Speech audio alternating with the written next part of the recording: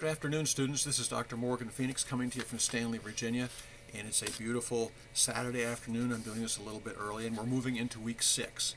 And week 6, of course, has the recurring assignments only, the discussion board, and the journal article critique. Everyone's doing very well in the journal article critique. For the discussion board, there are a couple of students that don't have a word counter on their computer, it looks like, and you're not getting the word count. Some of you are not getting the word count on the replies particularly, and please do that, and make sure you treat the replies as personal response to a classmate. It's not for posting another essay.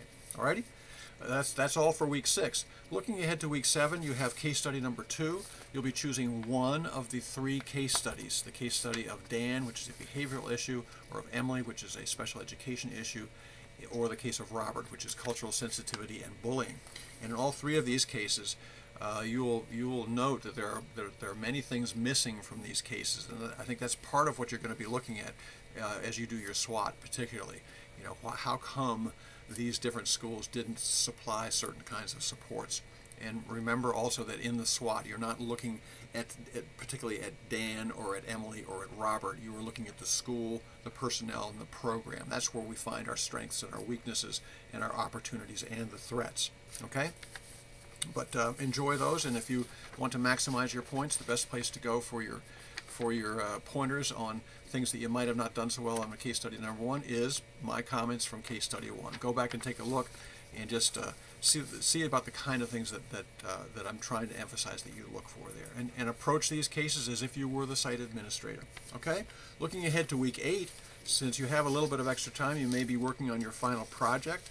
Make sure that you understand that you must treat all 8 headings. You don't have to emphasize them all at the same level, but all of these 8 headings must be included in your final project to gain full points.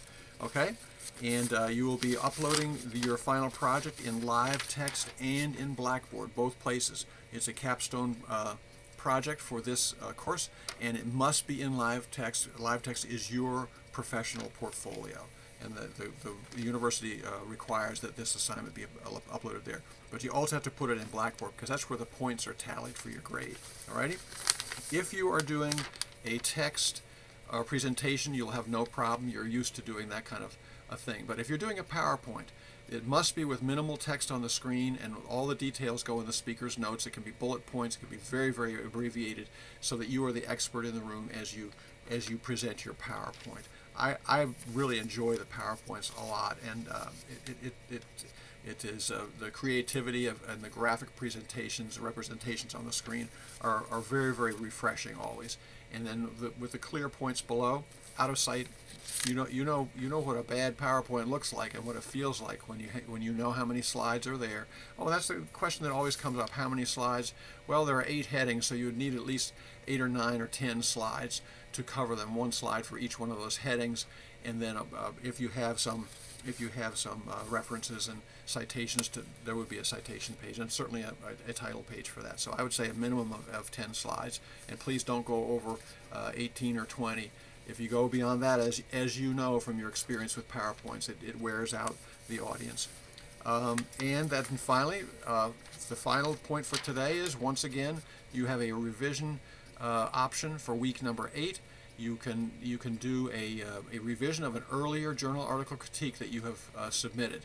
Perhaps it didn't earn full points, but you must indicate at the top of the page that it's a revision of the week number such and such, week number 4, week number 6, whatever it might happen to be, and the points that you received in the grade for that journal article critique. And that should save you a little bit of time and of the stress in week 8. I think that's about all I have for you today. I hope things are going well. I hope you're enjoying the class. I hope you're looking at journal articles to critique that really serve your best interests and your professional life or your futures in study and the Lord's call upon your life. The issues of diversity in this nation are absolutely at the forefront of something that should be in your heart and a mission. Because we are hurting as a nation, and we're hurting as a world because we just don't get along real well, especially if we don't agree with people, or if we don't look like other people, or if we don't have knowledge and skills in how to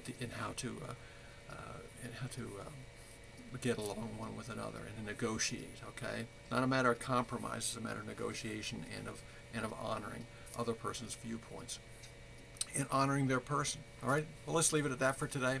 Hope things are going well, and we'll see you next time, Lord willing. Bye-bye.